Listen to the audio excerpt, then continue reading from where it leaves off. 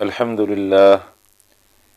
للہ وکفا وسلام علی عبادہ الذین اصطفی اما بعد فاعوذ باللہ من الشیطان الرجیم بسم اللہ الرحمن الرحیم قل انی نہیت ان اعبد الذین تدعون من دون اللہ قل لا اتبع اہواءکم قد ضللت اذا وما انا من المہتدین۔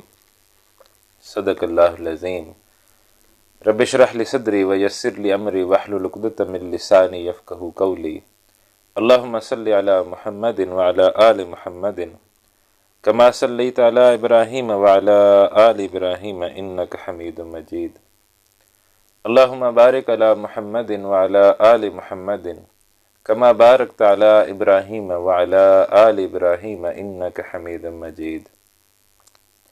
اللہم ارحمنا بالقرآن العظیم واجعلہ لنا اماما ونورا وہدا ورحمہ۔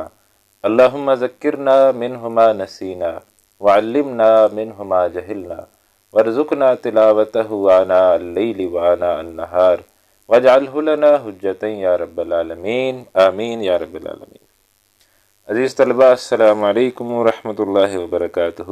امید ہے آپ خیر و عافیت سے ہوں گے۔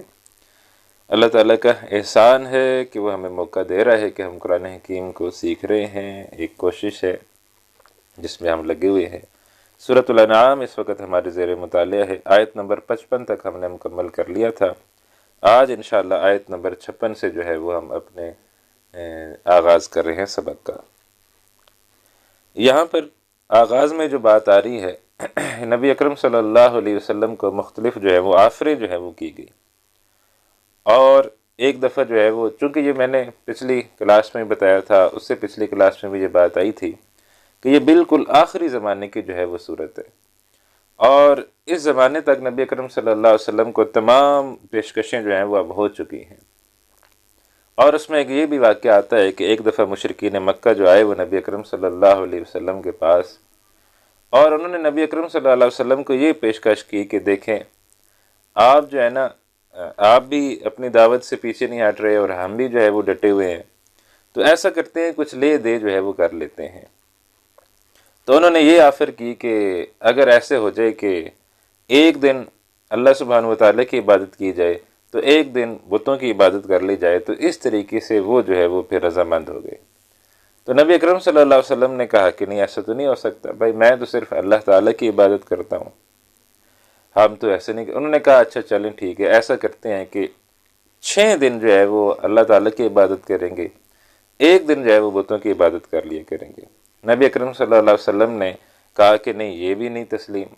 پھر انہوں نے کہا اچھا مہینے میں ایک دن جو ہے نا وہ ہم بتوں کی عبادت کریں گے، باقی 29 دن جو ہے وہ آپ کے خدا کی عبادت کریں گے۔ آپ صلی اللہ علیہ وسلم نے کہا نہیں، یہ بھی نہیں قبول۔ پھر انہوں نے کہا اچھا چلے اب آخری آفر، یعنی یہ تو سب سے پھر بڑھ کر آفر ہے کہ سال میں ایک دن بتوں کی عبادت کی جائے گی، اور سال میں باقی سارے دن جو ہے وہ خدا کی عبادت کی جائے گی۔ تو پھر نبی اکرم صلی اللہ علیہ وسلم نے کہا کہ نہیں، یہ بھی جو ہے وہ قبول نہیں ہے۔ تو انہوں نے کہا دیکھیے ہم نے تو اپنی طرف سے ایک بہترین پیشکش جو ہے وہ نبی اکرم صلی اللہ علیہ وسلم کو کی تھی۔ پھر وہ بھی آگئی، قل یا ایھا الکافرون لا اعبد ما تعبدون ولا انتم عابدون ما اعبد ولا انا عابد ما عبدتم۔ تو پھر وہ سورہ مبارکہ بھی نازل ہو گئی۔ یہ بھی جو آیت جس آیت سے ہم شروع کر رہے ہیں، یہ بھی اسی سے ملتی جلتی جو ہے، اسی سے ملتا جلتا مضمون ہے جو سورہ کافرون کے اندر آیا۔ فرمایا کل انی نہیت، اے نبی صلی اللہ علیہ وسلم فرمائیے بے شک مجھے روک دیا گیا ہے، انی نہیت یقیناً مجھے روک دیا گیا ہے، ان اعبد الذین، کہ میں عبادت کروں، تدعون من دون اللہ، ان کی جنہیں تم پکارتے ہو اللہ تعالیٰ کے سوا۔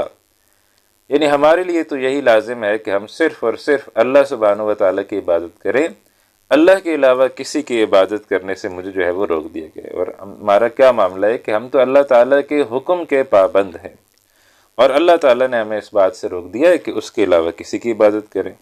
تو انی نہیت، میں روک دیا گیا ہوں، ان اعبد الذین، کہ میں عبادت کروں، تدعون من دون اللہ، جنہیں تم پکارتے ہو اللہ کے سوا۔ قل لا اتبع اہواءکم، فرمائیے میں پیروی نہیں کروں گا تمہاری خواہشات کی، یعنی ایک جو تمہاری خواہشات ہیں تو میں تمہاری خواہشات کی پیروی جو ہے وہ نہیں کروں گا۔ قد ضللت اذن، اگر میں بالفرض معال ایسا کروں گا تو قد ضللت اذن، ایسے تو میں ضرور گمراہ ہو جاؤں گا اگر بالفرض معال میں تمہاری خواہشات کی پیروی کروں۔ وما انا من المہتدین، اور میں نہیں رہوں گا ہدایت پانے والوں میں۔ تو لہٰذا بھائی ہمیں تو کسی صورت اس بات کی اجازت نہیں ہے کہ ہم اللہ سبحانہ و تعالیٰ کے علاوہ کسی اور کو جو ہے وہ پکارے، ایک دن کے لیے بھی پکارے تو اس کی بھی ہمیں اجازت نہیں ہے۔ ایک حدیث آتی ہے جو بڑی ہی یعنی ایسی حدیث ہے کہ جو جھنجھوڑ دینے والی حدیث ہے، اس میں واقعہ جو ہے وہ بیان کیا گیا کہ دو بندے تھے، دو دوست تھے، وہ جو ہے ایک جو ہے وہ اللہ تعالیٰ کا انتہائی فرما بردار جو ہے وہ تھا اور اللہ تعالیٰ کی عبادت جو ہے وہ کیا کرتا تھا اور بہت نیک اور بہت متقی جو ہے وہ شخص تھا۔ جو دوسرا آدمی ہے وہ اس لیول کا نہیں تھا، بس ٹھیک ہے کبھی اللہ کی طرف آ گیا کبھی نہیں آیا، ایک ایوریج لائف جو ہے وہ کبھی آ جاتا کبھی نہ آتا، ایک مناسب، ایک ایوریج، مناسب تو نہیں کہنا چاہیے، ایک ایوریج یعنی کبھی اللہ سے رجوع کر لیتا کبھی دور ہو جاتا، تو اس طرح کی وہ زندگی گزار رہا تھا۔ حالانکہ بہترین تو یہی ہے کہ انسان کو اللہ کے قریب ہو کے زندگی گزارنی چاہیے اور تمام زندگی اللہ تعالیٰ کی اطاعت و فرما برداری میں جو ہے وہ گزارنی چاہیے۔ تو زندگی گزارنے کا بہترین طریقہ یہی ہے کہ اللہ تعالیٰ کے احکامات کے تابع کیا جائے، تابع رہ کر جو ہے وہ زندگی گزاری جائے۔ تو بہرحال وہ ایک شخص تھا جو ہر وقت اللہ تعالیٰ کے احکامات کے تابع و فرما بردار رہتا تھا، ایک دوسرا شخص تھا جو ہر وقت نہیں رہتا تھا، بس کبھی اللہ کی بات مان لیتا تھا کبھی نہیں مانتا تھا۔ تو بہرحال یہ دونوں جو ہے ان کا کوئی سفر جو ہے وہ درپیش ہوا اور یہ دونوں جو ہے وہ کسی گاؤں سے جو ہے وہ گزرے۔ گاؤں جو ہے وہ بت پرست تھا، تو انہوں نے جو ہے ان دونوں کو پکڑ لیا اور انہوں نے کہا بھی ہم تو اپنے گاؤں سے صرف اس شخص کو گزرنے دیتے ہیں جو ہمارے بتوں کے نام پر کچھ بھینٹ جو ہے وہ چڑھائے، بتوں کے نام پر کوئی چڑھاوا چڑھاؤ، پھر جو ہے وہ ہم تمہیں اجازت دیں گے کہ ہم تمہیں یہاں سے گزرنے دیں۔ اب انہوں نے پہلے تو رجسٹ کیا کہ نہیں بھائی ہم اللہ کے بندے ہیں، ہم اللہ کے علاوہ کسی کے نام پر جو ہے وہ کوئی چڑھاوا نہیں چڑھاتے، کوئی بھینٹ نہیں دیتے، کچھ نہیں دیتے۔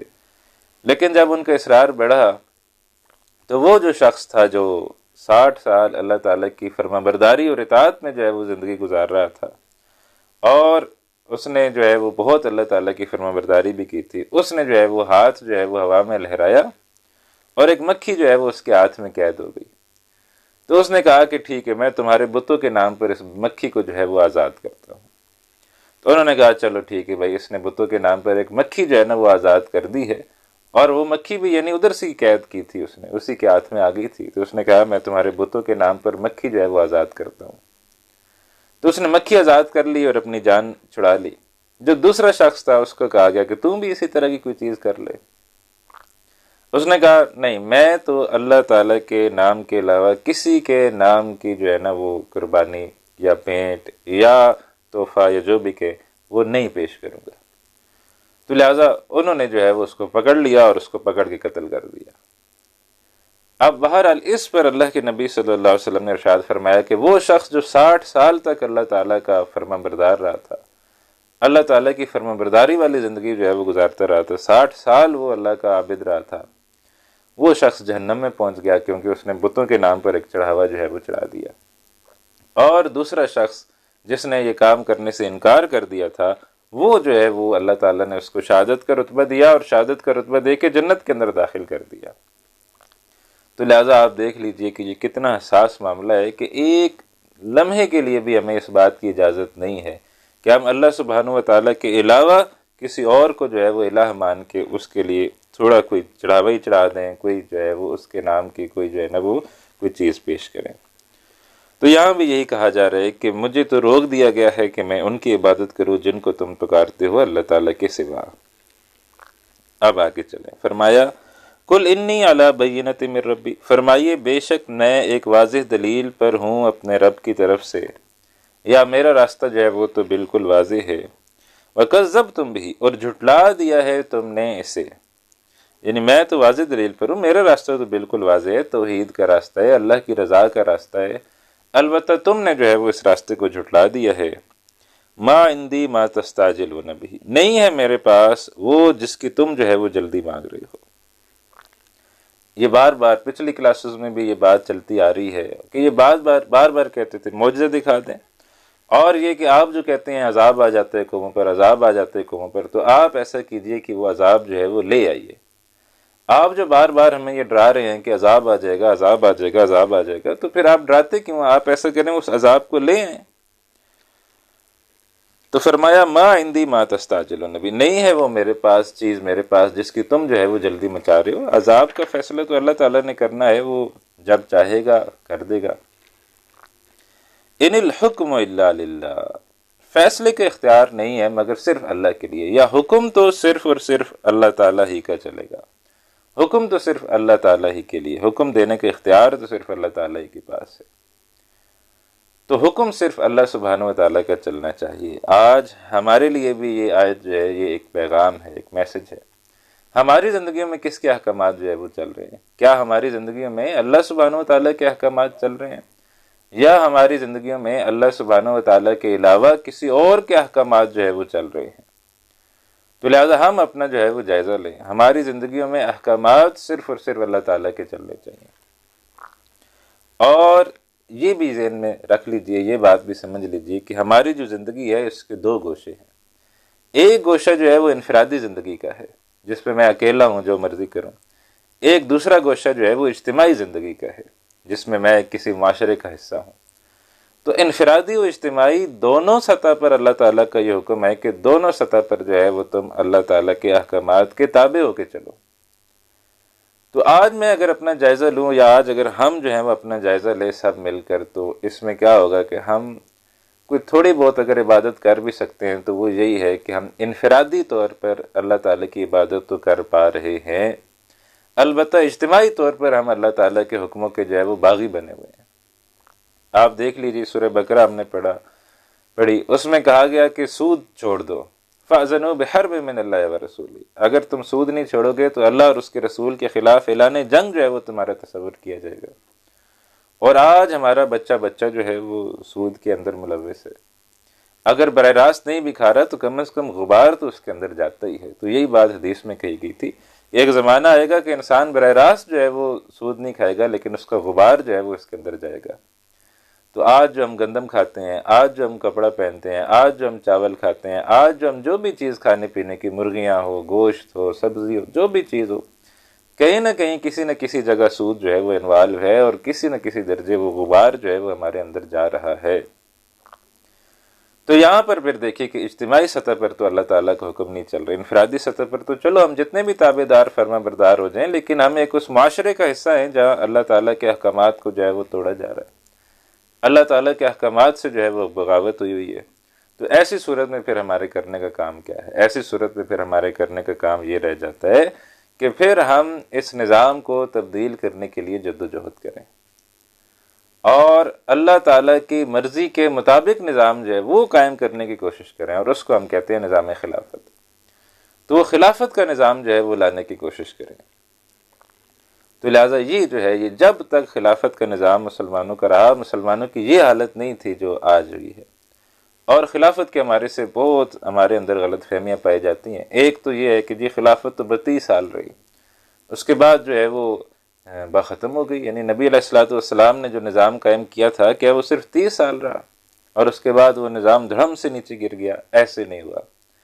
یوں کہنا چاہیے کہ خلافت اپنی اصلی شکل میں 30 سال تک رہی، جو پیور اس کی شکل تھی، جو خالص شکل تھی، وہ 30 سال تک رہی۔ بعد میں وہ خلافت جو ہے وہ ملوکیت میں تبدیل ہو گئی، لیکن اس کے بعد بھی عدالتیں وہ قرآن کے مطابق فیصلے کرتی رہیں، شرعی جو معاشی نظام ہے وہ شریعت کے مطابق جو ہے وہ چلتا رہا، عدالتیں شریعت کے مطابق فیصلہ کرتی رہیں، قاضی شریعت کے مطابق فیصلے دیتے رہے، تمام سسٹم جو ہے وہ شریعت کے تابع ہو کے چلتا رہا۔ تو ایسا نہیں ہے کہ یک دم جو ہے وہ دھڑم سے 30 سال بعد وہ سسٹم گر گیا، بلکہ نہیں، اس کو گرتے دیر لگی۔ اور آپ دیکھیں خلافت راشدہ 30 سال ہے، پھر اس کے بعد بنو امیہ کا دور آتا ہے، تقریباً 90 سال سے زیادہ بنو امیہ کا دور ہے جو انہوں نے جو ہے وہ حکمرانی کی ہے۔ پھر 90 سال یا 92-93 سال ایگزیکٹ بنتے ہیں، 93 سال کے بعد پھر بنو عباس کا دور ہے، اور بنو عباس کا دور 500 سال سے زیادہ ہے، 550 سال سے زیادہ ہے۔ اتنا طویل عرصہ ہے کہ جس کے اندر انہوں نے جو ہے وہ ایک وہ تھی، وہ بھی ملوکیت ہے، یعنی وہ کوئی خلافت نہیں تھی وہ بھی ملوکیت تھی۔ تو لیکن بہرحال عدالتیں اس زمانے میں بھی شریعت کے مطابق فیصلے دیتی رہی اور معاشی نظام شریعت کے مطابق چلتا رہا۔ البتہ سیاسی نظام وہ ڈسٹرب ہو گیا کہ وہاں خلافت کے بجائے ملوکیت جو ہے وہ اس نے ڈیرے لگا دی۔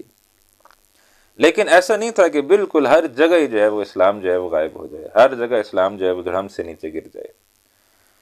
تو آپ دیکھ 1257 کے اندر آ کے پھر ہلاکو خان آیا ہے اور اس نے بغداد کے اینٹ سے اینٹ جو ہے وہ بجائی ہے۔ کہاں نبی اکرم صلی اللہ علیہ وسلم کا زمانہ کہ 610 عیسوی میں وہی آ رہی ہے، اور 600 تقریباً آپ سمجھیں کہ 32-33 عیسوی میں نبی اکرم صلی اللہ علیہ وسلم کا وصال ہے، اور 632-33 عیسوی سے لے کر 1257 تک یہ 600 سال تقریباً بنتے ہیں مسلمانوں کے عروج کا دور۔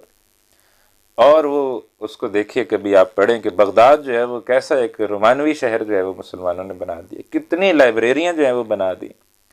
البتہ جب وہ ہلاکو خان آیا تو وہ پھر لائبریریاں بھی اس نے ساری ڈسٹرائے کر دیں، ختم کر دیں، کتابیں اٹھا کے دریا میں پھینک دیں، اور کیا کیا کچھ ہوا۔ تو 1257 میں جو ہے وہ جا کے پھر وہ سسٹم جو ہے وہ وہاں پر بالکل گرا۔ لیکن اس سے پہلے کہ وہاں پر 1257 میں وہاں گرتا، 1206 میں ہندوستان کے اندر اسلامی حکومت قائم ہو گئی۔ تو لہٰذا پوری دنیا میں بہرحال ایک خطہ ایسا تھا جہاں اگر وہاں عرب میں کے اندر اگر اسلامی حکومت ختم ہو گئی تو ہندوستان کے اندر قائم ہو گئی، پھر اس کے بعد ترکی کے اندر قائم ہو گئی، سلطنت عثمانیہ بن گئی، اور پھر وہ جو ہے وہ سلطنت عثمانیہ جو ہے پہلے ہندوستان کی وہ خلافت جیسی بھی تھی وہ ختم ہو گئی، 1857 کے اندر بالکل ختم ہو گئی، اور پھر 1924 کے اندر وہ ترکی کی خلافت بھی ختم ہو گئی۔ تو ایک اعتبار سے کہہ سکتے ہیں کہ جو نبی علیہ الصلوۃ والسلام نے جو ایک خلافت قائم کی تھی وہ کسی نہ کسی طرح ٹوٹے پھوٹے انداز میں صحیح وہ 1924 تک جو ہے وہ چلتی رہی، کہیں نہ کہیں اس کا جو ہے وہ سلسلہ چلتا رہا، اور خلافت جیسی بھی ہوتی تھی بہرحال وہ شریعت کے تابع ہوتی تھی، یعنی اس کے اندر کچھ ظاہر بات ہے کچھ چیزیں ہوتی ہوں گی جو بڑے جو ہے وہ امراء شاید کوئی اپنے لیے کوئی چور دروازے نکال لیتے ہوں گے، لیکن اوورآل اگر دیکھا جائے تو ایک اچھا نظام جو ہے وہ مسلمانوں نے چلایا ہے 1924 تک۔ اس سے پہلے خرابیاں آنا شروع ہو گئی تھی، ظاہر بات ہے کوئی سسٹم بھی دھڑم سے جو ہے وہ نیچے نہیں گرتا، تو ان کے اندر بھی خرابیاں آنا شروع ہو گئی، لیکن بحیثیت مجموعی اگر دیکھا جائے تو ایک بہتر نظام جو ہے وہ مسلمانوں کا چلتا رہا اور خلافت جو ہے وہ چلتی رہی۔ اور یہی وجہ ہے کہ 1924 میں خلافت ختم ہوئی ہے، تو جب تک مسلمانوں کے پاس یہ فلسطین کی سرزمین تھی انہوں نے جو ہے وہ یہودیوں کو وہاں گھسنے بھی نہیں دیا، آباد بھی نہیں ہونے دیا۔ تو 1924 کے اندر پھر بالکل خلافت جو ہے وہ ختم ہو گئی۔ تو اس پر علامہ اقبال نے یہ کہا تھا نا، چاک کر دی ترک نادہ نے خلافت کی قبا، سادگی اپنوں کی دیکھ اوروں کے یاری بھی دیکھ۔ تو یہ پھر معاملہ ہوا ہے 1924 کے اندر۔ تو یہ کہنا کہ اسلام کا آئیڈیل نظام جو ہے وہ اسلام کا نظام جو ہے وہ اگر نبی علیہ الصلوۃ والسلام نے قائم کیا تھا تو وہ تو 30 سال رہا تھا، تو ہم قائم کریں گے تو وہ تو 30 دن بھی نہیں رہے گا۔ نہیں، نبی علیہ الصلوۃ والسلام نے جو قائم کیا تھا وہ آئیڈیل شکل میں 30 سال رہا، لیکن اس کے بعد بھی وہ چلتا رہا 1924 تک وہ کسی نہ کسی انداز میں چلتا رہا، پھر وہ جا کے بالکل زیرو ہو گئے، اور آج تو ہم بالکل زیرو کیا مائنس پہ کہیں کھڑے ہیں۔ تو اب دوبارہ یہ کوشش ہم نے کرنی ہے کہ دوبارہ اس اللہ کی زمین پر اللہ کا نظام جو ہے وہ قائم ہو جائے، دوبارہ جو ہے وہ خلافت راشدہ کا نظام، اس جیسا نظام جو ہے وہ اب دوبارہ جو ہے وہ قائم کریں، اور دوبارہ جو ہے وہ اللہ تعالیٰ کی جو سرزمین ہے اس کے اوپر اللہ تعالیٰ کے حکموں کو جو ہے وہ نافذ کیا جائے۔ اللہ تعالیٰ کی زمین ہے، اس کا اللہ ہی کا حق ہے کہ اس کے احکامات یہاں چلے جائیں۔ تو آپ دیکھیں کہ اللہ تعالیٰ کی اگر آیات کے اوپر اگر عمل کیا جائے تو اللہ سبحانہ و تعالیٰ کی کس طرح جو ہے وہ مدد جو ہے وہ نازل ہوتی ہے۔ اور ابھی تو آپ دیکھیں کہ ہم نے صرف ایک آیت پر جو ہے وہ ابھی ہم نے عمل کیا ہے، ان اللہ یحب الذین یقاتلون فی سبیلہ صفا کانہم بنیان مرصوص۔ تو ایک آیت پر ابھی ہم نے صرف عمل کیا ہے، اور ایک آیت کا ٹکڑا ہم نے لیا ہے اور اس پر عمل کیا ہے، تو کتنی اللہ تعالیٰ نے ہماری مدد کی ہے، اور کتنی بڑی جو ہے وہ اللہ تعالیٰ نے فتح جو ہے وہ ہمیں دی ہے، اور پوری دنیا جو ہے وہ اب مان رہی ہے کہ اللہ تعالیٰ نے ہمیں فتح دی ہے۔ تو اگر سوچیں کہ ایک آیت پر عمل کرنے کا اتنی برکت ہے، ایک آیت پر عمل کرنے کا یہ نتیجہ ہے، تو پورے قرآن پر عمل کرنے کا پھر کیا جو ہے وہ نتیجہ نکلے گا۔ تو لہٰذا ایک یہ تصور ہے کہ پتہ نہیں اسلامی نظام آ گیا تو پتہ نہیں کیا خطرناک قسم کی چیز ہو جائے گی، ایسا کچھ نہیں ہوگا۔ اسلامی نظام جب انشاءاللہ قائم ہوگا تو لوگوں کے لیے سہولیات ہوں گی، روزگار عام ہوگا، صحت کی سہولتیں عام ہوں گی، علاج کی سہولتیں عام ہوں گی، کرپشن کا خاتمہ ہوگا، لوگوں کو ان کے حقوق ان کے آرام سکون سے ان کو جو ہے وہ ملیں گے، یعنی کوئی تکلیف نہیں ہوگی۔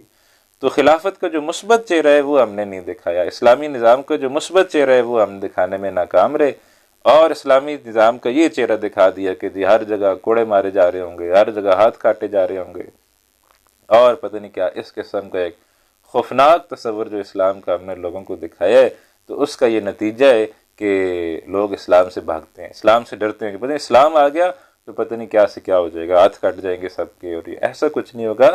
ہر انسان کو سہولیات جو ہے وہ ملیں گی، تو یہ اسلام کی برکات انشاءاللہ نازل ہوں گی، لیکن اس کے لیے یہ ہے کہ ہم پھر اسلام کا نظام جو ہے وہ قائم کریں، اس ملک کے اندر اسلام کا نظام جو ہے وہ قائم کریں، انفرادی و اجتماعی دونوں سطح پر اللہ تعالیٰ کے احکامات کے تابع ہو کر جو ہے وہ ہم زندگی گزاریں۔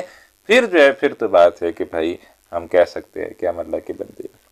تو یہاں یہ کہا گیا تھا، یہاں سے ہم جو ہے وہ بات ہماری کہیں اور چلی گئی، ان الحکم الا للہ، نہیں ہے فیصلے کا اختیار مگر اللہ کے لیے، یعنی حکم تو صرف اللہ کا چلے گا۔ تو یہ ہم نے طے کرنا ہے، انفرادی سطح ہو یا اجتماعی سطح ہو، دونوں سطح پر حکم جو ہے وہ صرف اور صرف اللہ تعالیٰ ہی کا چلنا چاہیے، اسی کا چلنے کا، اسی کا حق ہے کہ وہ چلائے، ہر چیز اسی کی ہے تو حکم بھی اسی کا چلنا چاہیے۔ یقص الحق کا، وہ حق بیان فرماتا ہے، وہو خیر الفاصلین، اور وہ بہترین فیصلہ فرمانے والا ہے۔ اب جو ہے وہ نبی اکرم صلی اللہ علیہ وسلم سے کہلوایا جا رہا ہے، قل لو ان عندی ما تستعجلون بہ، فرمائیے اگر میرے پاس واقعی موجود ہوتا، تم جلدی مانگ رہے ہو جس کی، یعنی تم جو کہہ رہے ہو کہ عذاب لے آئیں، عذاب لے آئیں، عذاب لے آئیں، اگر وہ واقعی میرے پاس ہوتا، لقضی الامر، تو فیصلہ چکتا دیا جاتا، بینی و بینکم، میرے اور تمہارے درمیان، یعنی میرے اختیار میں ہوتا تو بس ٹھیک ہے، پھر تم جو مانگ رہے ہو بار بار کہ فیصلہ کریں، عذاب لے آئیں، عذاب لے آئیں، تو بس ٹھیک ہے پھر میں لے آتا۔ واللہ اعلم بالظالمین، اللہ زیادہ جاننے والا ہے ظالموں کو۔ لیکن یہ بہرحال یہ اختیار کس کے پاس ہے؟ یہ اللہ تعالیٰ کے پاس، اور اللہ تعالیٰ نے جلدی جو ہے وہ پھر چکتا دیا فیصلہ، بدر کے میدان کے اندر ان سب کو اللہ تعالیٰ لے کر آئے اور وہاں سب جہنم واصل ہوئے۔ وَعِندَهُ مَفَاتِحُ الْغَيْبِ، اور اللہ ہی کے پاس ہیں غیب کی کنجیاں، وَعِندَهُ، اسی کے پاس ہیں، مفاتح الغیب، مفتاح کہتے ہیں نا چابی کو، یا مفتاح کہتے ہیں جس سے کچھ کھولا جائے، مفتاح کہتے ہیں چابی، اور مفتاح کہتے ہیں جس سے کوئی چیز کھولی جائے۔ تو مفتاح کی جمع ہے مفاتیح، وہ کنجیاں جن سے کھولے جائے۔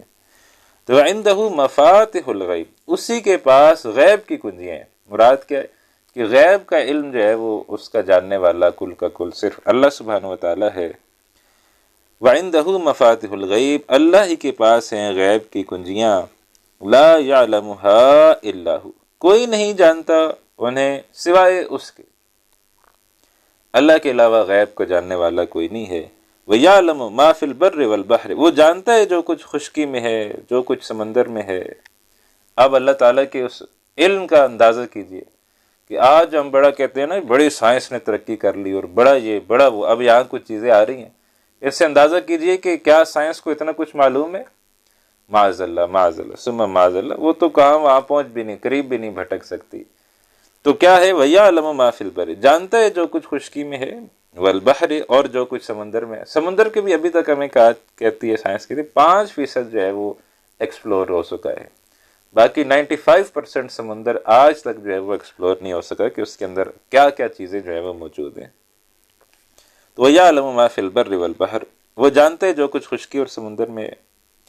وَمَا تَسْقُطُ مِنْ وَرَقَةٍ إِلَّا يَعْلَمُهَا، اب اس سے ایک اور چیز دیکھیں، اس سے اللہ کے علم کا اندازہ کیجیے، نہیں گرتا کوئی پتا مگر وہ اسے جانتا ہے۔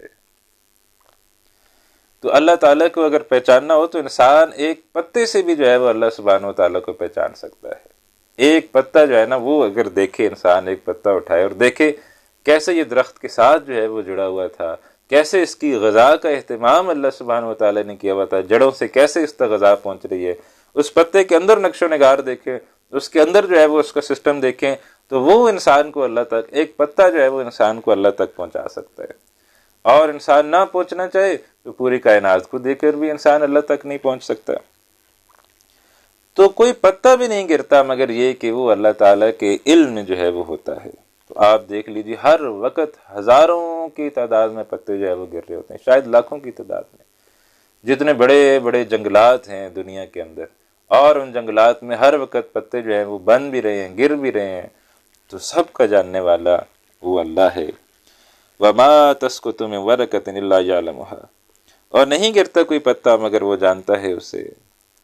وَلَا حَبَّةٍ فِي ظُلُمَاتِ الْأَرْضِ، اور نہیں کوئی دانہ زمین کے اندھیروں میں. جو ہم بیج جو ہے وہ اگاتے ہیں، گندم کا بیج جب ڈالتے ہیں تو یہ پنجاب میں ہی آپ پھریں تو سینکڑوں کلومیٹر کے حساب تک جو ہے وہ زمینیں، اس کے اندر جو ہے وہ گندم جو ہے بیج جو ہے وہ بویا جا رہا ہوتا ہے. تو ایک ایک بیج کو کون جو ہے وہ کنٹرول کر رہا ہے؟ ہم تو دیکھیں ہمارا تو کیا کام ہے، ہم تو بس زمین پہ ہل چلاتے ہیں اور اس کے بعد اس کے اندر بیج ڈال دیتے ہیں، اور بس اس کے بعد پھر کون ہے جو اس بیج کا چارج جو ہے وہ سنبھال لیتا ہے اور اس بیج سے جو ہے وہ سٹا بناتا ہے، کمپلے بناتا ہے، اس کے اندر جو ہے وہ پھر جو ہے وہ اناج جو ہے وہ اگاتا ہے. تو کون ہے جو وہ سب کرنے والا ہے؟ وَلَا حَبَّةٍ فِي ظُلُمَاتِ الْأَرْضِ، اور نہیں کوئی دانہ زمین کے اندھیروں میں. وَلَا رَطْبٍ وَلَا يَابِسٍ، نہ ہی کوئی تر چیز ہے نہ ہی کوئی خشک چیز ہے. إِلَّا فِي كِتَابٍ مُبِينٍ، مگر وہ سب ایک واضح کتاب کے اندر جو ہے وہ لکھی ہوئی ہیں. یہ سب جو ہے وہ اللہ تعالیٰ کے علم میں، یہ سب کچھ جو کچھ ہو رہا ہے یہ ایک کتاب کے اندر جو ہے وہ لکھی ہوئی ہیں. اللہ تعالیٰ کا علم جو ہے وہ علم قدیم ہے، اور یہ جو کچھ ہو رہا ہے زمین کے اوپر، جو پتا بھی گر رہا ہے، جو دانہ زمین کے اندر جا رہا ہے، سب کا جاننے والا کون ہے؟ اللہ ہے. تو اس سے اللہ تعالیٰ کی علم کی وسعت کا ایک ہلکا سا تصور اللہ تعالیٰ نے خود ہی ہمیں دکھایا ہے کہ اللہ کے علم کی ایک جھلک جو ہے وہ تم دیکھو کہ اللہ تعالیٰ کے علم میں کیا کیا چیزیں جو ہے وہ شامل ہیں. وَهُوَ الَّذِي، مزید یہ کہ وہی اللہ ہے، یتوفاکم باللیل، جو تمہیں وفات دے دیتا ہے رات کو. اور یہاں دیکھیں توفا کا لفظ ہے، رات کو جب ہم سوتے ہیں تو یہ بھی گویا ایک قسم کا جو نیند ہے ہماری، یہ ایک قسم کی موت سے جو ہے وہ مشابہ ہے. اور ہماری جو رات کو سونے کی دعا ہے وہ بھی کیا ہے؟ اللہم بسمک اموت و احیا، اے اللہ میں تیرے نام سے مرتا ہوں. مات یموتو کا مطلب تو موت ہوتا ہے. تو نوم جو ہے وہ نام یا نام و سونا ہوتا ہے، لیکن سونے کی دعا کیا ہے؟ مات یموت، امات یموت. اللہم بسمک اموت و احیا، اے اللہ میں تیرے نام سے جو ہے وہ مرتا ہوں، تیرے نام سے جو ہے وہ جیتا ہوں. تو آپ دیکھیے کہ رات کو سونے کی دعا جو نبی علیہ الصلوۃ والسلام ہمیں سکھا رہے ہیں، وہ یہ نہیں سکھا رہے کہ اللہ میں تیرے نام سے جو ہے وہ سونے لگا ہوں اور تیرے نام سے جو ہے وہ اٹھ جاؤں گا، بلکہ کیا ہے کہ رات کو جب ہم سوتے ہیں تو کیا ہے، اللہ تو یہ دعا جو ہے وہ ہمیں پڑھ کے سونا چاہیے. اگر نہیں بھی معمول میں تو اس کو معمول میں لے کے اللہم بسمک اموت و احیا. پھر جب صبح اٹھتے ہیں تو صبح اٹھنے کی کیا دعا ہے؟ الحمدللہ الذی احیانی بعد ما اماتنی و الیہ النشور. آپ دیکھیے اس کا ترجمہ کیا ہے؟ الحمدللہ، شکر ہے اللہ کا، الذی احیانی، جس نے مجھے زندہ کر دیا، بعد ما اماتنی، میرے مر جانے کے بعد. تو یعنی یہ جو ہے نیند کو موت سے جو ہے وہ تشبیہ دی گئی ہے. نیند اور موت جو ہے وہ بہنیں ہیں، کہا گیا کہ یہ بہنیں ہیں. تو انسان جب صبح اٹھتا ہے تو الحمدللہ الذی احیانی بعد ما اماتنی و الیہ النشور، لوٹ کر اللہ کی طرف جانا ہے. تو اب جس شخص کا یہ معمول بنا ہوا ہے وہ جیسے ہی اٹھتا ہے تو صبح سب سے پہلے اس کی زبان پر یہ جو ہے وہ الفاظ جاری ہوتے ہیں کہ الحمدللہ الذی احیانی بعد ما اماتنی و الیہ النشور، کہ اللہ کا شکر ہے کہ جس نے مجھے زندہ کیا میرے مر جانے کے بعد، اسی کی طرف لوٹ کر جانا ہے. تو اس بات کا قوی امکان ہے کہ جب وہ واقعتاً مر جائے گا اور جب وہ واقعتاً قیامت والے دن اٹھایا جائے گا تو جیسے ہی اٹھے گا تو اس کی زبان سے وہی جو ہے وہ الفاظ جاری ہو جائیں گے جو وہ روزانہ سو کے اٹھتے وقت وہ پڑھا کرتا تھا کہ الحمدللہ الذی احیانی بعد ما اماتنی و الیہ النشور. اس وقت وہ الفاظ صحیح جو ہے وہ پورے ہو گئے کہ واقعی پھر انسان کی اس موت کے بعد انسان کو جو ہے وہ دوبارہ اٹھایا جائے گا. تو اس میں یہ کہا جاتا ہے کہ جو نیند ہے اس کے اندر بھی روح جو ہے وہ اللہ تعالیٰ لے لیتے ہیں، روح لوٹا لیتے ہیں. باقی جسم ادھر ہوتا ہے، جان ادھر ہوتی ہے، جان انسان جو ہے وہ حرکت کر رہا ہوتا ہے، تو جسم ادھر ہوتا ہے، جان بھی ادھر ہوتی ہے، البتہ اللہ تعالیٰ روح جو ہے وہ لوٹا لیتے ہیں، روح نکل جاتی ہے. ہاں جس کی زندگی پھر باقی ہوتی ہے اللہ تعالیٰ اس کی روح کو پھر صبح لوٹا دیتے ہیں اٹھنے کے لیے. اور جس کی زندگی مکمل ہو جاتی ہے اس کی روح کو پھر دوبارہ نہیں لوٹایا جاتا. تو ایسے اعتبار سے چونکہ روح نکل جاتی ہے لہذا یہ بھی موت کے جو ہے وہ مشابہ ہو جاتی ہے. فرمایا وَهُوَ الَّذِي يَتَوَفَّاكُم بِاللَّيْلِ، وہی اللہ ہے جو قبضے میں لے لیتا ہے تمہیں رات کو. وَيَعْلَمُ مَا جَرَحْتُم بِالنَّهَارِ، اور جانتا ہے جو کچھ کہ تم کر چکے ہو دن میں. انسان دن میں جو کچھ کرتا ہے اس کا علم بھی اللہ سبحانہ وتعالیٰ کو ہے. ثُمَّ يَبْعَثَكُمْ فِيهِ، پھر اٹھاتا ہے تمہیں دن میں. رات کو جو ہے وہ انسان سو جاتا ہے، دن کو جو ہے وہ اٹھاتا ہے. تو یہ جو ہے یہ جو صبح اٹھانا ہے یہ بھی ہمیں کون اٹھاتا ہے؟ یہ بھی ہمیں اللہ اٹھاتا ہے. لِيَقْضَىٰ أَجَلٌ مُّسَمًّى، تاکہ پوری ہو جائے مقررہ مدت. اللہ تعالیٰ نے جو زندگی کی ہماری مقررہ مدت رکھی ہوئی ہے کہ ایک وقت آئے گا ہم مر جائیں گے، تو وہ مقررہ مدت جو ہے وہ پوری ہو جائے. اس لیے رات اور دن کے سفر میں ہم جو ہیں وہ ہیں، اور رات اور دن کا سفر کرتے کرتے ہم جو ہے وہ اپنی موت کے قریب سے قریب جو ہے وہ ہوتے چلے جا رہے ہیں. روزانہ جو ہے وہ ایک دن کم ہو جاتا ہے، روزانہ جو ایک رات ہماری زندگی سے کم ہو جاتی ہے. تو روزانہ جو ہے وہ ہم موت کے قریب سے قریب سے قریب ہوتے چلے جا رہے ہیں. جیسے ہی بچہ پیدا ہوتا ہے تو پیدا ہونے کے ساتھ ہی وہ موت سے جو ہے وہ قریب ہونا شروع ہو جاتا ہے. تو لِيُقْضَىٰ أَجَلٌ مُّسَمًّى، تاکہ پوری ہو جائے مقررہ مدت تمہاری زندگی کی. ثُمَّ إِلَيْهِ مَرْجِعُكُمْ، پھر اسی کی طرف تمہارا لوٹنا ہے، اللہ تعالیٰ کی طرف. ثُمَّ يُنَبِّئُكُم بِمَا كُنتُمْ تَعْمَلُونَ، پھر وہ بتا دے گا جو کچھ تم جو ہے وہ کیا کرتے تھے. تو اگر کسی نے اچھے اعمال کیے ہوں گے تو اس کو اچھا بدلہ دے دیا جائے گا، اور اگر کسی نے برے اعمال کیے ہوں گے تو ان کو برا بدلہ جو ہے وہ دے دیا جائے گا، اس کو عذاب جو ہے وہ دیا جائے گا. تو لہٰذا یہ چیز جو ہے یہ اللہ سبحانہ وتعالیٰ ہمیں بتا رہے ہیں. تو ثُمَّ يُنَبِّئُكُم بِمَا كُنتُمْ تَعْمَلُونَ، پھر وہ بتا دے گا تمہیں جو کچھ کیا کرتے تھے، اور اس حد تک بتا دے گا کہ کہا گیا فَمَن يَعْمَلْ مِثْقَالَ ذَرَّةٍ خَيْرًا يَرَهُ وَمَن يَعْمَلْ مِثْقَالَ ذَرَّةٍ شَرًّا يَرَهُ.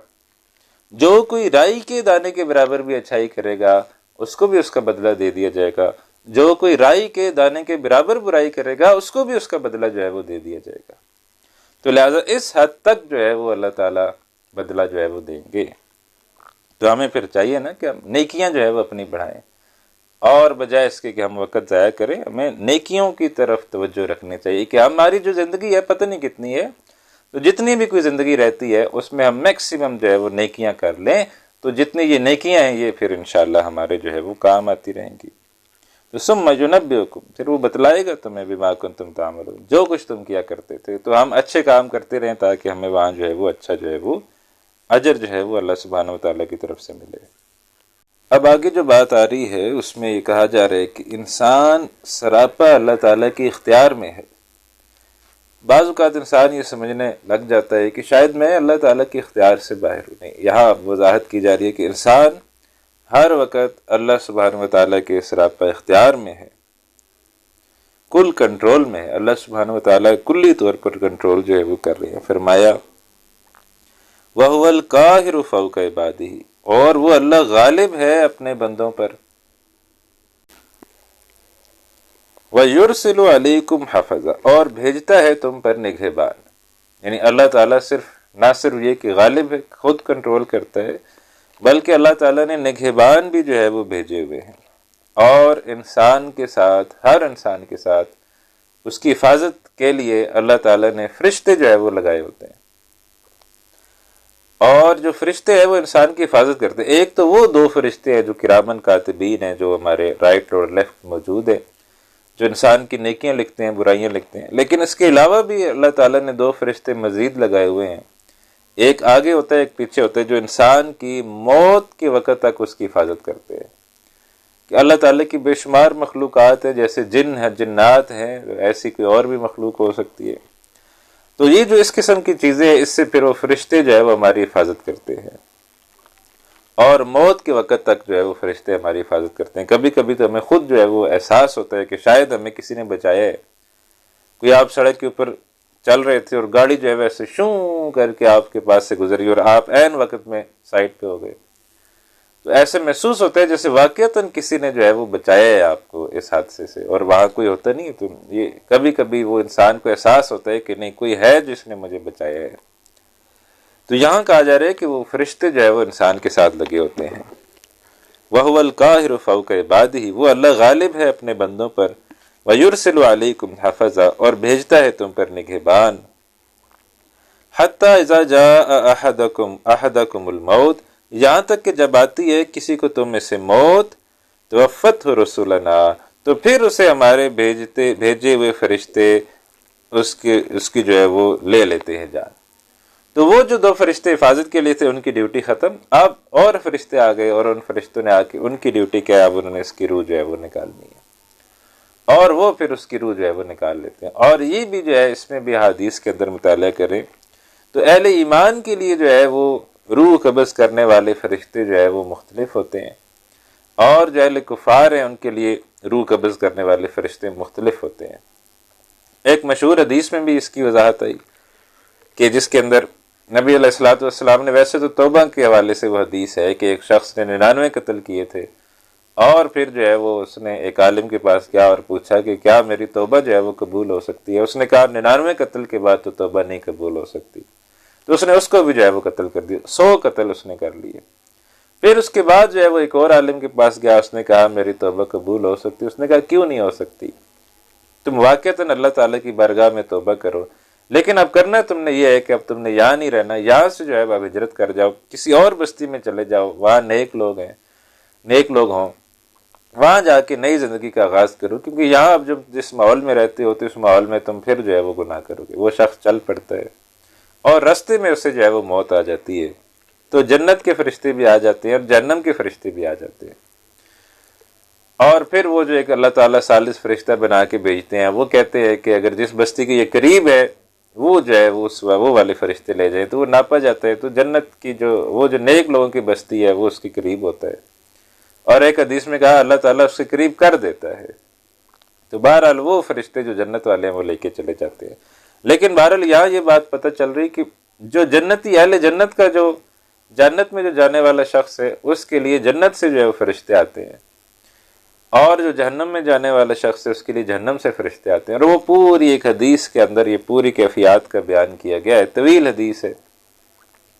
تو اس کے اندر نبی اکرم صلی اللہ علیہ وسلم نے، بس پوری تو نہیں بیان ہو سکی کہ اس موت کے وقت کی اس کیفیت کا یہ بیان ہے کہ جب نیک آدمی کی روح کے قبض کا وقت آتا ہے تو جنت سے فرشتے آتے ہیں، ان کے پاس جنت کا جو ہے وہ کفن ہوتا ہے، اور وہ اس کی روح کو نکال کر آرام سکون سے اطمینان سے اس کی روح کو نکال کر اس جنت کے کفن میں ڈال لیتے ہیں اور اپنے ساتھ لے جاتے۔ پھر طویل حدیث ہے وہ کیسے آسمانوں کی طرف سفر کرتا ہے۔ اور اسی طریقے سے جو اہل جہنم ہے، اہل جہنم کے لیے جو فرشتے آتے ہیں وہ جہنم سے آتے ہیں، ان کے لیے جو وہ کفن لے کے آتے ہیں وہ جہنم سے لے کے آتے ہیں، آگ کا بنا ہوتا ہے، تو اس کی روح کو اس آگ والے کفن میں ڈال دیتے ہیں۔ پھر ان کو کدھر کدھر لے کے جاتے ہیں، جو اہل جنت ہے ان کو علیین میں لے کے جاتے ہیں، جو اہل جنت ہے ان کو سجین میں لے کے جاتے ہیں۔ تو لیکن جو نیک لوگ ہیں ان کے لیے تو موت جو ہے وہ ایک بہت بڑی نعمت ہے، اور نبی اکرم صلی اللہ علیہ وسلم کی حدیث ذہن میں رکھے کہ آپ صلی اللہ علیہ وسلم نے فرمایا تحفۃ المؤمن الموت، مومن کے لیے تو موت ایک تحفہ ہے، اور ایک اور حدیث میں فرمایا الدنیا سجن المؤمن و جنت الکافر، دنیا جو ہے وہ مومن کے لیے قید خانہ ہے اور کافر کے لیے جو ہے وہ جنت ہے۔ تو لہٰذا اس سے جو ہے وہ اندازہ کیا جا سکتا ہے کہ موت کا وقت ایمان والوں کے لیے تو ایک بہت بڑی نعمت ہے، وہ دنیا کے دکھوں سے، پریشانیوں سے، غموں سے جو ہے وہ نجات حاصل کرتے ہیں اور ہمیشہ کی راحتوں کے اندر جو ہے وہ داخل ہو جاتے ہیں، جبکہ اس کے مقابلے میں وہ شخص جو کافر ہے وہ تو پھر مصیبت کے اندر، موت جو ہے اس کے لیے وہ عذاب کا دروازہ جو ہے وہ کھلتا ہے اور اس کے بعد وہ عذاب کے اندر داخل ہو جاتا ہے۔ تو اگر تو ہم اللہ تعالیٰ کو راضی کرتے رہیں گے تو جیسے ہی ہماری موت کا وقت آئے گا سارے دکھ، سارے غم، ساری تکلیفیں، ساری پریشانیاں دور ہو جائیں گی، اور صرف اور صرف کیا ہو جائے گا، صرف اور صرف یہ ہوگا کہ انسان پھر موت کے وقت ایک سکون و اطمینان سے جو ہے وہ اللہ کو جان پیش کرے گا، اور اس کے بعد وہ اس کی قبر کو جنت کے باغوں میں سے باغ بنا دیا جائے گا، پھر اس کے لیے پھر اگلا سارا سفر جنت میں پہنچنے تک کا سفر آرام سے ہی جو ہے وہ انشاءاللہ ہو جائے گا۔ تو ہمیں تو یہ چاہیے کہ پھر جو ہے وہ اللہ تعالیٰ کو راضی کرنے کی فکر جو ہے وہ کیا کرے، اور اس فکر میں جو ہے وہ اپنی جی جان لگائیں تاکہ جو ہے وہ ہم جب اللہ تعالیٰ کے حضور پیش ہوں تو ہماری جان جو ہے وہ اس حالت میں پیش ہو کہ ہم اللہ تعالیٰ کی فرما برداری کی حالت میں ہو، اور تاکہ ہماری موت بھی حالت سکون میں ہو، اور اس کے بعد ہمیں نعمتوں راحتوں کا جو ہے وہ منظر ملے۔ تو حتی اذا جاء احدکم الموت، یہاں تک کہ جب آتی ہے کسی کو تم میں سے موت، توفته رسلنا، تو لے لیتے ہیں اسے ہمارے بھیجے ہوئے فرشتے، وہم لا یفرطون، کوئی کوتاہی نہیں کرتے۔ ایسا نہیں ہے کہ کسی کی موت کا وقت مقرر ہے اور فرشتوں سے جو ہے وہ اسکپ ہو گیا ہو، بندہ رہ گیا ہو، ایسا ہوتا نہیں ہے۔ جب بھی کسی کی موت کا وقت مقرر ہے اللہ تعالیٰ فرشتے بھیجتا ہے، وہ اس کے پھر روح جو ہے وہ لے لیتے ہیں۔ ثم ردوا الی اللہ مولاہم الحق، پھر وہ لوٹائے جاتے ہیں اللہ کی طرف جو ان کا حقیقی جو ہے وہ مالک ہے۔ اور سب ظاہر بات ہے، ہم سب کا مالک حقیقی کون ہے؟ مالک حقیقی تو اللہ سبحانہ وتعالی ہے۔ تو ثم ردوا الی اللہ مولاہم الحق، پھر وہ لوٹائے جاتے ہیں اللہ کی طرف جو ان کا مالک حقیقی ہے۔ الا لہ الحکم، جان لو اسی کے اختیار میں ہے حکم۔ پھر وہی بات آ گئی، حقیقی ملکیت صرف اللہ کی ہے، حکم صرف اسی کا چلے گا، فیصلہ اسی کا چلے گا۔ الا لہ الحکم، جان لو اسی کے اختیار میں ہے فیصلہ۔ وہو اسرع الحاسبین، اور وہ سب سے جلد جو ہے وہ حساب لینے والا ہے۔ اب پھر جو ہے وہ اللہ تعالیٰ ایک بیان کر رہے ہیں کہ جب تم مصیبت میں پھنستے ہو، جب تم کسی دکھ کے اندر مبتلا ہوتے ہو، جب تمہیں کوئی تکلیف آتی ہے، جب تمہیں کوئی بیماری پریشانی کسی قسم کا دکھ آتا ہے، تو تم صرف اور صرف اللہ تعالیٰ کو پکارتے ہو اور کسی کو نہیں پکارتے۔ اور یہ ہمارا بھی مشاہدہ ہے کہ جب ہم انسان پھنس جاتے ہیں تو پھر صرف اور صرف اللہ تعالیٰ کو پکارتے ہیں۔ فرمایا کل من ینجیکم من ظلمات البر والبحر، اے نبی صلی اللہ علیہ وسلم پوچھئے ذرا کون بچاتا ہے تمہیں خشکی اور سمندر کی تاریکیوں سے؟ اور خاص طور پر یہ اہل عرب کے تجربے میں تھا۔ اہل عرب جو ہے وہ تجارت کیا کرتے تھے تو سمندروں کے اندر بھی ان کی راتیں جو ہے وہ آتی تھی، بحری جہازوں پر سفر کرتے تھے، اور بحری جہازوں پر سفر کرتے ہوئے راتیں جو ہے وہ ان کی سمندروں کے اندر آتی تھی، اور جو سمندر کی تاریکی ہے وہ اس زمین کی تاریکی سے بھی کئی گنا زیادہ سخت ہوتی ہے، ہاتھ کو ہاتھ جو ہے وہ دکھائی نہیں دیتا۔ تو لہٰذا کون ہے جو تمہیں بچاتا ہے خشکی اور سمندر کی تاریکیوں میں؟ کون ہے جو تمہیں رات کو جو ہے نا وہ پھر محفوظ رکھتا ہے اور تم جو ہے وہ سفر کرتے ہو؟ اور پھر جب کبھی تم پھنس جاتے ہو، تدعونہ تضرعا وخفیہ، تم پکارتے ہو اسے گڑ گڑاتے ہوئے اور چپکے چپکے۔ تو جب بھی انسان کسی خوف کی کیفیت میں مبتلا ہوتا ہے تو وہ دل میں اللہ کو یاد کرتا ہے، یا اللہ تو بچا لے، یا اللہ تو بڑا غفور الرحیم ہے، اے مالک تو بڑا اعلیٰ ہے، تو بچا لے ہمیں اس مصیبت سے۔ تو انسان پھر جب بھی مصیبت آتی ہے تو اس کی زبان سے فوراً جو ہے وہ اللہ تعالیٰ کی طرف رجوع کرتا ہے اور اللہ تعالیٰ کو پکارتا ہے۔ تو تدعونہ، ذرا سی کوئی مشکل آتی ہے تو تم اللہ کو پکارتے ہو، تضرعا وخفیہ، گڑ گڑاتے ہوئے اور چپکے چپکے۔ لئن انجانا من ہذہ، کہتے ہو اے اللہ اگر بچا لیا ہمیں اس سے، لنکونن من الشاکرین، تو ہم ضرور ہو جائیں گے شکر کرنے والوں میں سے۔ اے اللہ تو ہمیں بچا لے، اگر تو نے بچا لیا تو ہم بڑے شکر گزار بندے بن جائیں گے۔ قل اللہ ینجیکم منہا، فرمائیے اللہ ہی بچاتا ہے تمہیں اس سے۔ پھر واقعتاً انسان کی وہ مصیبت، وہ تکلیف، وہ پریشانی، وہ دکھ دور ہو جاتا ہے اور انسان اس مصیبت سے نکل جاتا ہے۔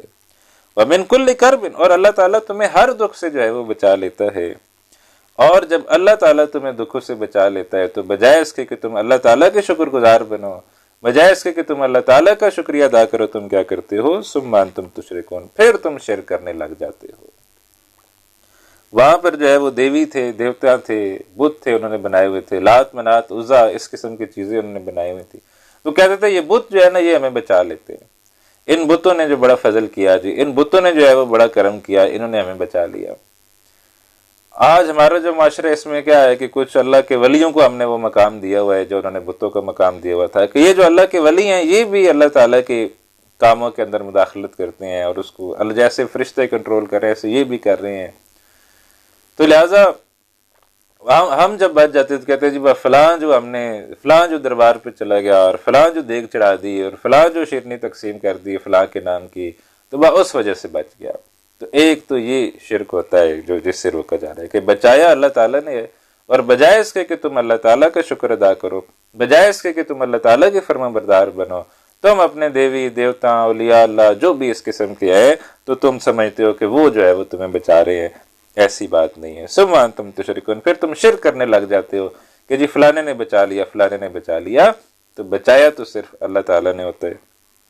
تو یہ تمہاری بدبختی ہے کہ بجائے اس کے کہ تم اللہ تعالیٰ کا شکر ادا کرو، تم اس کے ساتھ شریک جو ہے وہ ٹھہرانے لگ جاتے ہو۔ اب جو اس سے آگے آیت آ رہی ہے تو اس کے اندر اللہ تعالیٰ کے عذاب کی شکلوں کا بیان ہے کہ اللہ سبحانہ و تعالیٰ جب کسی قوم پر عذاب کا فیصلہ فرماتے ہیں تو کس کس طریقے سے جو ہے وہ اس قوم کے اوپر اللہ تعالیٰ جو ہے وہ عذاب جو ہے وہ بھیجتے ہیں، یا کس کس طریقے سے اللہ سبحانہ و تعالیٰ عذاب جو ہے وہ اس قوم کے اوپر بھیج سکتے ہیں۔ تو تین شکلیں ہیں، تینوں شکلوں کا بیان اس آیت کے اندر آ رہا ہے۔ فرمایا قل هو القادر، اے نبی صلی اللہ علیہ وسلم فرمائیے کہ وہ اللہ قادر ہے، علی ان یبعث علیکم عذابا من فوقکم، کہ وہ تم پر بھیجے عذاب تمہارے اوپر سے۔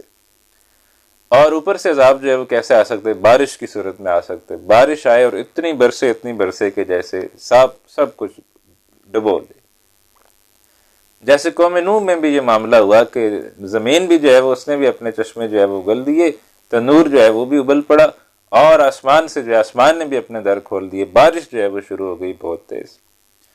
تو عذاب اوپر سے بھی آ سکتی ہے، پتھروں کی بارش جو ہے وہ بھی اوپر سے برس سکتی ہے، اور بھی کوئی اسٹیرائڈ جو ہے وہ کسی کائنات کی کسی ذرے سے کوئی پتھر آ کے زمین پہ لگ سکتا ہے اور سب کو ہلاک کر سکتا ہے۔ تو قل هو القادر علی ان یبعث علیکم عذابا من فوقکم، بھیجے عذاب تمہارے اوپر سے، او من تحت ارجلکم، یا تمہارے قدموں کے نیچے سے زلزلہ آ جائے اتنا شدید، اور اس شدید زلزلے کی وجہ سے سارے جو ہے وہ ہلاک ہو جائے۔ تو یہ دو صورتیں ہو گئی، ایک اوپر سے ایک نیچے سے، اور اب ایک تیسری صورت کا بیان ہے، او یلبسکم شیعا، یا تمہیں گروہوں میں تقسیم کر دے، تمہیں ٹکڑے ٹکڑے کر دے، اور پھر کیا کرے، وَيُذِيقَ بَعْضَكُمْ بَأْسَ بَعْضٍ، اور تمہیں چکھائے ایک دوسرے کی طاقت کا مزہ۔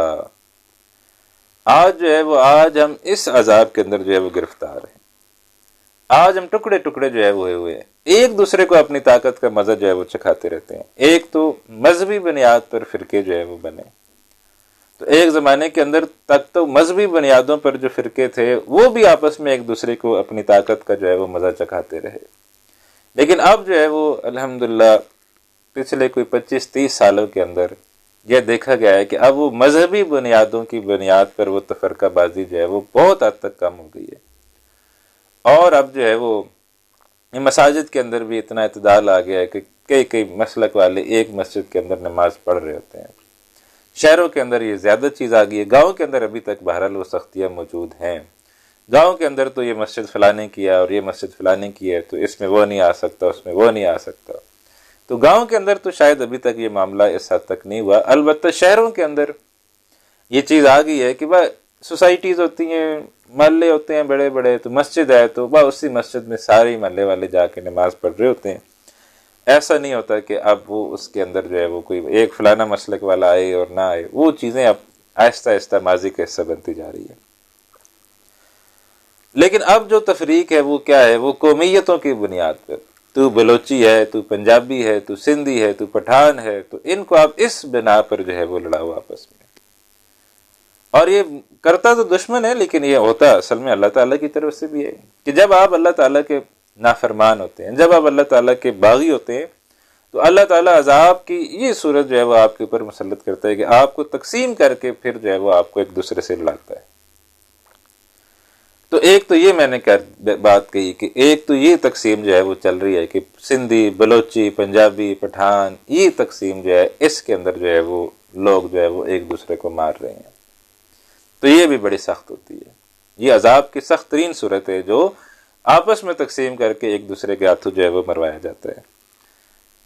پھر جو ہے اور آگے بڑھیں تو اب سیاسی طور پر بھی تقسیم جو ہے وہ ہماری بہت بری ہے۔ ایک جماعت والے دوسرے جماعت والے کو نہیں دیکھ سکتے، دوسرے جماعت والے اس جماعت والے کو نہیں دیکھ سکتے، ایک دوسرے کو جو ہے وہ وطن دشمن اور پتہ نہیں کیا کیا اور غدار اور اس طرح کی چیزیں جو ہے وہ کہتے ہیں۔ تو لہٰذا وہ جو سیاسی تفرقہ بازی ہے وہ بھی بہت شدید ہے، اور اس کے اندر بھی ہمیں نظر آتا ہے کہ وہ بھی شاید عذاب ہی کی کیفیت کے اندر جو ہے وہ ہمیں اس کے اندر مبتلا کیے ہوئے عذاب کے جو وہ جھٹکے جو ہے وہ ہمیں اللہ تعالیٰ لگا رہے ہیں۔ تو لہٰذا جو بھی کوئی اس کے اندر ملوث ہے، خواہ وہ بلوچی، سندھی، پنجابی کی بنا پر کسی سے لڑ رہا ہے، خواہ وہ اپنی سیاسی جماعت کی بنا پر کسی سے لڑ رہا ہے، خواہ وہ کسی مسلک کی بنا پر کسی سے لڑ رہا ہے، تو حقیقت میں وہ اللہ تعالیٰ کے اس عذاب کا شکار ہے کہ وہ تمہیں گروہوں کے اندر تقسیم کر کے تمہیں جو ہے وہ ایک دوسرے کی طاقت کا مزہ چکھا رہا ہے۔ اور یہ عذاب کا سخت ترین صورت ہوتی ہے، انفرادی سطح پر بھی یہ سخت ترین صورت ہے۔ تو لہٰذا اس سے جو ہے وہ بچنا چاہیے، کہیں کوئی اختلاف ہو جائے، ہو جانے دیں، کوئی بات نہیں، تو آپ جو ہے وہ بس ٹھیک ہے خاموش ہو جائیں، بولیں یار چل آرگومنٹ تو جیت کے تو نے جو ₹1,00,000 کمانا ہے نا، تو ₹1,00,000 کما لے، میری خیر ہے، میں ₹1,00,000 ہار جاؤں گا، میں ₹1,00,000 ہوتا کوئی نہیں، ٹھیک ہے، فضول میں ہم اپنی انا کو ہرٹ نہیں ہونے دینا، ہماری بات جو ہے وہ غالب آنی چاہیے، اگلے کی بات کو نیچے لگنا چاہیے، تو بس اس بنا پر ہم جو ہے وہ پھر بحثیں کرتے رہتے ہیں، بعد میں اپنا بھی بلڈ پریشر جو ہے وہ آئی رہتا ہے اور اگلے کا بھی بلڈ پریشر آئی رکھتے ہیں، تو اپنا بھی بلڈ پریشر نارمل رکھیں، اگلے کا بھی جو ہے وہ نارمل رکھیں۔ ایک لطیفہ جو ہے وہ یاد آ گیا کہ 2 سیاسی جماعتوں کے کارکن تھے، تو دونوں ایک دوسرے کے شدید مخالف، تو ایک جو ہے وہ بولے کہ یہ بالکل غلط ہے اور اس نے یہ کام غلط کیا اور یہ غلط کیا اور یہ غلط کیا اور یہ غلط، وہ پورا ایک انہوں نے محاذ بنایا ہوا، اور دوسری جماعت والے کہتے کہ یہ غلط ہیں، یہ غلط ہیں، یہ غلط ہیں، دونوں ایک دوسرے کے شدید مخالف۔ تو ایک دفعہ انہوں نے سوچا کہ یار ایسا کرتے ہیں، کوئی سیانہ سمجھدار آدمی جو ہے نا اس سے رائے لیتے ہیں کہ یار کون جو ہے وہ ٹھیک کہہ رہے ہیں۔ تو انہوں نے جناب ایک جلسہ عام رکھا، اس کے اندر ایک پارٹی والے بھی آ گئے، دوسرے پارٹی والے بھی آ گئے، عام لوگ بھی آ گئے، جج صاحب بھی آ گئے، جج صاحب آ کے بیٹھ گئے، انہوں نے پہلے ایک فریق کو کہا بھائی آپ آئے، آپ اپنے آرگومنٹس جو ہے وہ پیش کریں، تو وہ آئے، انہوں نے اپنے آرگومنٹس پیش کیے کہ یہ غلط ہے، یہ غلط ہے، یہ غلط ہے، ایسے غلط ہیں، ایسے غلط ہیں، ایسے غلط ہیں۔ تو جج صاحب نے ان کی ساری بات سنی اور ساری بات سن کے کہا کہ آپ ٹھیک کہہ رہے ہیں۔ اب جناب وہ خوش ہوئے کہ بھائی جج نے ہمیں کہا کہ آپ ٹھیک کہہ رہے ہیں۔ بعد دوسری پارٹی آئی، انہوں نے جناب بالکل اس کے اپوزٹ باتیں کی، انہوں نے کہا یہ اس طرح ہے، اس طرح، اس طرح، ساری اس کی 180 ڈگری آپ سمجھے اپوزٹ جو ہے وہ باتیں کی۔ جج صاحب نے ان کو کہا آپ ٹھیک کہہ رہے ہیں۔ اب جو عوام تھی وہ پریشان ہو گئی کہ جج یہ بھی کہہ رہے، وہ بھی ٹھیک کہہ رہے، وہ بھی ٹھیک کہہ رہے، تو ایک عام آدمی جو ہے وہ کھڑا ہوا اور اس نے کہا کہ جج صاحب یہ کیا بات ہے کہ وہ ایک بات کر رہے ہیں اور آپ ان کو کہہ رہے ہیں آپ ٹھیک کہہ رہے ہیں، یہ دوسرے جو ہیں وہ بالکل اس کے مخالف بات کر رہے ہیں، آپ ان کو بھی کہہ رہے ہیں آپ ٹھیک کہہ رہے ہیں، تو آپ کیا کریں، ایٹ اے ٹائم دونوں کیسے ٹھیک ہو سکتے ہیں؟ تو جج صاحب نے ان کی طرف دیکھا، اس عام آدمی کی طرف، اور کہا کہ آپ بھی ٹھیک کہہ رہے ہیں آپ بھی ٹھیک کہہ رہے ہیں۔ تو بھائی ایسی زندگی جو ہے نا وہ گزارنی پڑے گی اب، ٹھیک ہے، تو بجائے اس کے کہ بحثیں کریں، بجائے اس کے کہ لڑائیاں جھگڑے لگا دیں سیاسی بنا پر، مسلکی بنا پر، بولیں بھائی بس جو آ جائے بولے، جو بولے وہ آپ بولے آپ ٹھیک کہہ رہے ہیں بات، تو لڑائی جھگڑے سے اجتناب، کیونکہ یہ اللہ تعالیٰ کی عذاب کی صورتوں میں سے ایک صورت ہے۔ تو یہاں تیسری کیا شکل آئی، او یلبسکم شیعا، یا تمہیں ٹکڑوں کے اندر تقسیم کر دے، ویذیق بعضکم باس بعض، اور وہ تمہیں چکھائے ایک دوسرے کی طاقت کا مزہ۔ انظر کیف نصرف الآیات، دیکھیے کس طرح ہم بیان کرتے ہیں آیات، لعلہم یفقہون، تاکہ وہ جو ہے وہ سمجھیں بات کو۔ وکذب بہ قومک وہو الحق، اور جھٹلا دیا اسے آپ صلی اللہ علیہ وسلم کی قوم نے جبکہ یہ حق ہے، یعنی قرآن جو ہے وہ آپ صلی اللہ علیہ وسلم نے پیش کیا ہے اور اس قرآن کو جو ہے وہ آپ کی قوم نے جھٹلا دیا ہے حالانکہ یہ حق ہے۔ قل لست علیکم بوکیل، فرمائیے نہیں ہوں میں تمہارے اوپر کوئی ذمہ دار، میری ڈیوٹی کیا ہے، میری ڈیوٹی تو یہ ہے کہ تم تک پہنچا دوں، باقی کوئی میں ذمہ دار نہیں ہوں تمہارے اوپر۔ لکل نبأ مستقر، ہر خبر کے ظاہر ہونے کا ایک وقت جو ہے وہ مقرر ہے۔ اس کے اندر جو بات آ رہی ہے کہ قرآن کے اندر جو بات آ رہی ہے الساعہ ہے، قیامت ہے، قریب ہے، عذاب ہے، تو ہر چیز کا وقت ہے۔ تم ابھی تو تمہیں لگ رہا ہے کہ وہ بہت دور ہے، بہت دور ہے، بہت دور ہے، لیکن وہ بہت قریب ہے۔ اور آپ دیکھیے اس صورت کے نازل ہونے کے بعد 3-4 سالوں کے اندر اندر بدر ہو گیا اور وہ جہنم حاصل ہو گئی۔ لکل نبأ مستقر، ہر خبر کے ظاہر ہونے کا ایک وقت مقرر ہے، وسوف تعلمون، جلد تم جان لو گے، جلد تمہیں پتہ چل جائے گا۔ وَإِذَا رَأَيْتَ الَّذِينَ يَخُوضُونَ فِي آيَاتِنَا، اور جب تم دیکھو ایسے لوگوں کو جو نکتہ چینیاں کر رہے ہیں ہماری آیات میں۔ بعض اوقات انسان کسی ایسی جگہ ہوتا ہے جو خواہ مخواہ اللہ کی آیات کا مذاق اڑا رہے ہیں، احادیث کا مذاق اڑا رہے ہیں، تو ایسے میں کیا کرنا چاہیے؟ وَإِذَا رَأَيْتَ الَّذِينَ يَخُوضُونَ فِي آيَاتِنَا، جب تم دیکھو ایسے لوگوں کو جو نکتہ چینیاں کر رہے ہیں ہماری آیات میں، فَأَعْرِضْ عَنْهُمْ، تو ان سے الگ ہو جاؤ۔ تو یعنی آپ سمجھے کہ یہ ایک پروٹیسٹ کا طریقہ ہے کہ بھائی جیسے ہی انہوں نے کوئی بات کی آپ اٹھیں اور بولیں بھائی میں جا رہا ہوں، آپ جب تم ٹاپک چینج کر لو تو پھر مجھے بلا لینا۔ تو یہ ایک پروٹیسٹ کا انداز ہے کہ بھائی میرے ہوتے ہوئے کم از کم تم قرآن کی آیات کا مذاق نہیں اڑا سکتے، میرے ہوتے ہوئے تم احادیث مبارکہ کا مذاق نہیں اڑا سکتے۔ تو یہ پروٹیسٹ کا ایک انداز ہے۔ تو فَأَعْرِضْ عَنْهُمْ، ان سے الگ ہو جاؤ، حَتَّى يَغُوضُوا فِي حَدِيثٍ غَيْرِهِ، یہاں تک کہ وہ مشغول ہو جائیں کسی اور بات میں۔ ہاں پھر جب وہ کسی اور بات میں مشغول ہو جائیں تو پھر ٹھیک ہے، پھر تم بیٹھ سکتے ہو۔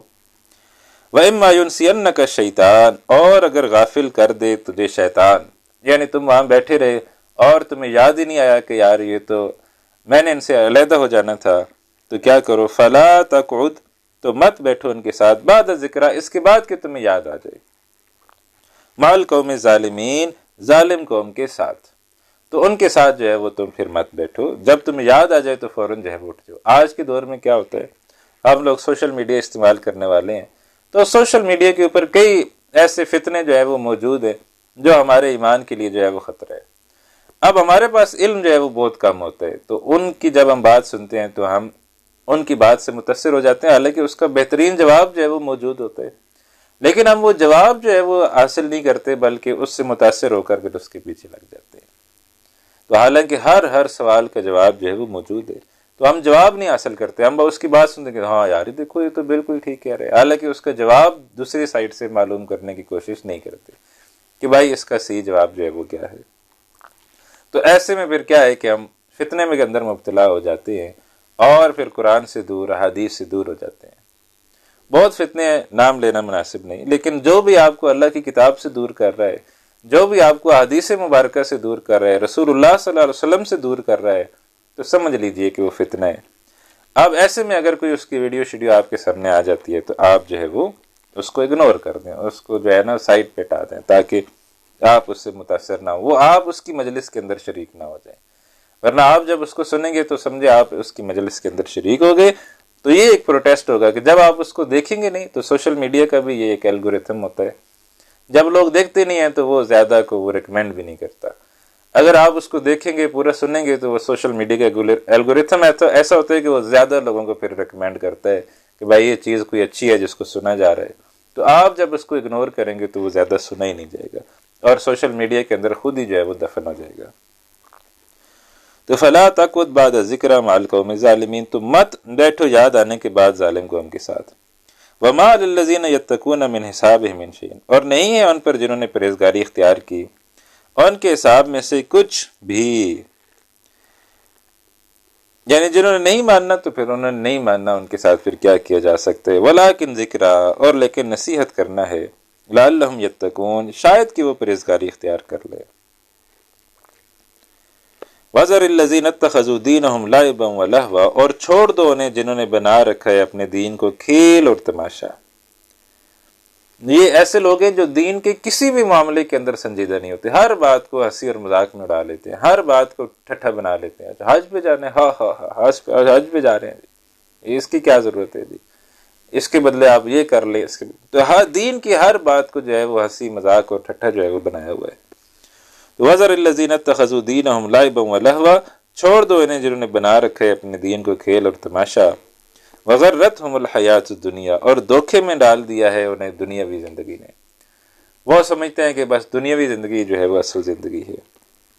وَذَكِّرْ بِهِ، اور نصیحت کرو قرآن سے، یعنی اگر کسی کو نصیحت بھی کرنی ہے تو کس کے ذریعے نصیحت کی جائے گی؟ نصیحت جو ہے وہ قرآن کے ذریعے کی جائے گی۔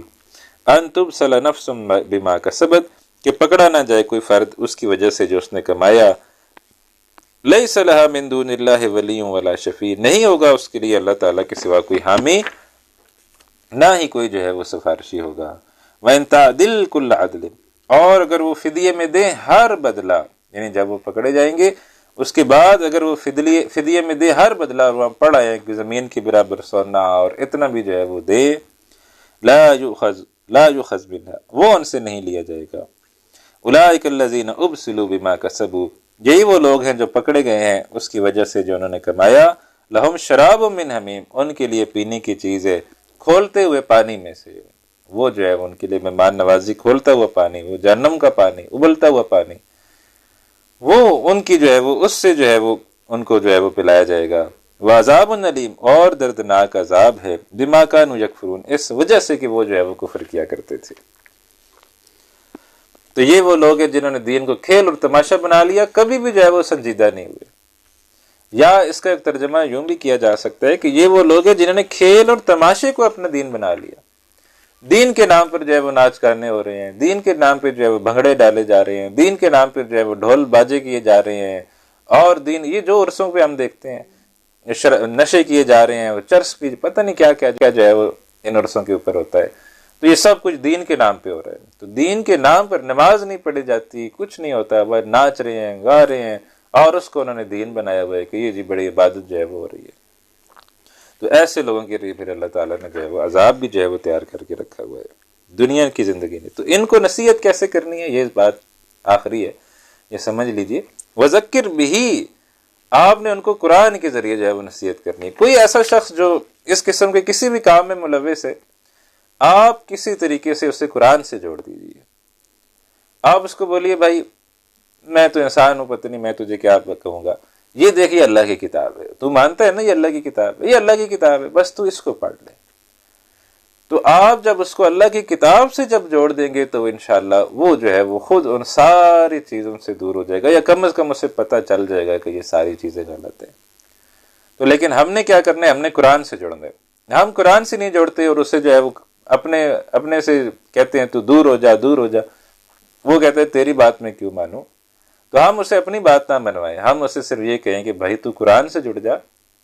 قرآن میں جب وہ اللہ کی بات اس کے سامنے آئے گی تو انشاءاللہ وہ خود جو ہے وہ ان چیزوں سے دور ہوگا، اور قرآن جو ہے وہ اس کے لیے ہدایت کا ذریعہ بن جائے گا۔ تو ہمیں چاہیے کہ ایسا کوئی بھی دوست ہو ہمارا ساتھی جو اس قسم کی کسی طرح بھی جھکاؤ رکھتا ہو، کوئی ٹرینڈ اس قسم کا کوئی اس کا ہو، تو اس سے ہم صرف اس کو یہ کر لیں کہ اس کو قرآن سے جو ہے وہ جوڑ دیں۔ قرآن سے انشاءاللہ جوڑ دیں گے تو قرآن خود ہی جو ہے وہ اس کی اصلاح کر لے گا انشاءاللہ تعالی۔ تو چلے ہم یہاں پر ہی جو ہے وہ رک رہے ہیں، آیت نمبر 70 تک ہم نے جو ہے وہ مکمل کر لیے۔ انشاءاللہ اگلی کلاس میں پھر ہم اس سے آگے چلیں گے۔ اللہ تعالیٰ ہماری اس کاوش کو قبول فرمائے، اللہ تعالیٰ ہمیں ہدایت پر قائم رکھے اور آخری سانس تک جو ہے وہ ہمیں دین کے اوپر قائم رکھے اور اسی کے اوپر موت نصیب فرمائے، آمین یا رب العالمین۔ دعا کے ساتھ ہم اپنی کلاس کا اختتام کرتے ہیں۔ سبحانک اللہم و بحمدک، نشہد ان لا الہ الا انت، نستغفرک و نتوب الیک۔ انشاءاللہ آپ سے اگلے ہفتے ملاقات ہوگی، تب تک کے لیے اجازت دیجیے۔ السلام علیکم ورحمۃ اللہ وبرکاتہ۔